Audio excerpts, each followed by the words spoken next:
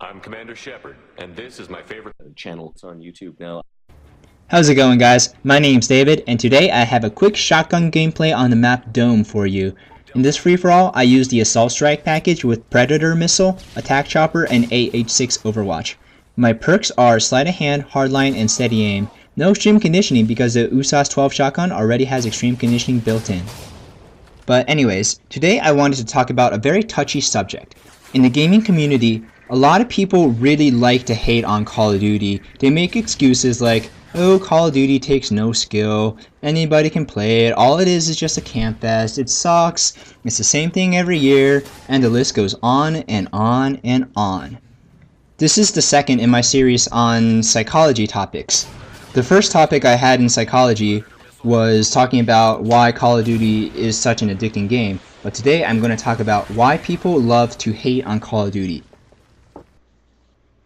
The study that comes to mind was done in 1997 by Fine and Spencer, and it's titled The Prejudice of Self-Maintenance, Affirming the Self Through Derogating Others. Basically, people like to maintain prejudice and stereotypes to relieve negative affect. People like to put others down to feel better about themselves.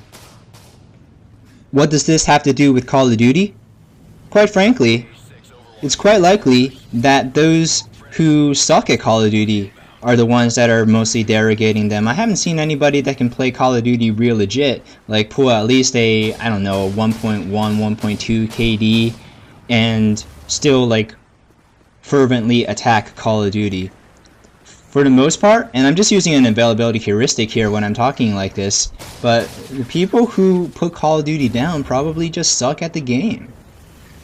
And in order to make themselves feel better about their gaming skills, they feel the need to put others down who play Call of Duty. And stereotype us as having like no skill, all like 14-year-olds, no life tryhards, etc, etc, etc. And that's supported by the study, the Prejudice of Self-Maintenance study. However, it does take skill to do well in Call of Duty, no matter how anybody puts it. Because right now you're going up against people who have played this game for days upon days of real life time. And you can't just expect to be coming from another shooter and do well in Call of Duty without any previous experience in Call of Duty. It just doesn't work like that.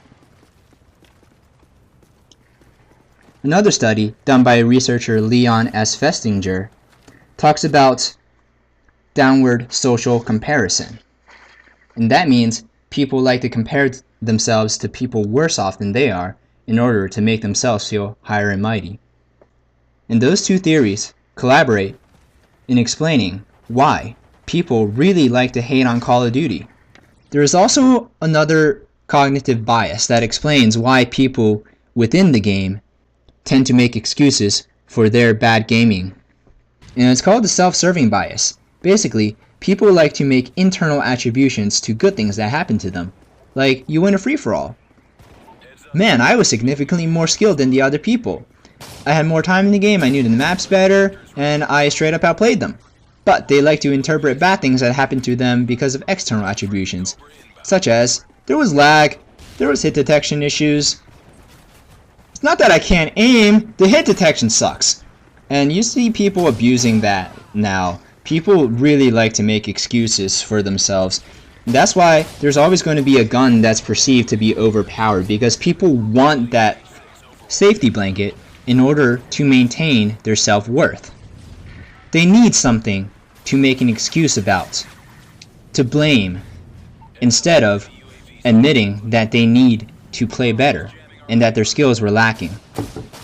Another part of the self-serving bias, people like to interpret others' misfortunes as being internally caused by them, and other people's good happenstances as being due to chance. So the exact opposite of how you would make excuses for yourself. Anyways, I just explained some of the phenomenon that occur in Call of Duty using what I've learned in psychology. None of this is overly advanced stuff. This is probably, freshman college psychology level stuff, but we see this again and again in the Call of Duty community and in the video game community at large. I hope you've learned something today and can relate well to what I'm saying. Thanks guys, and have a great day.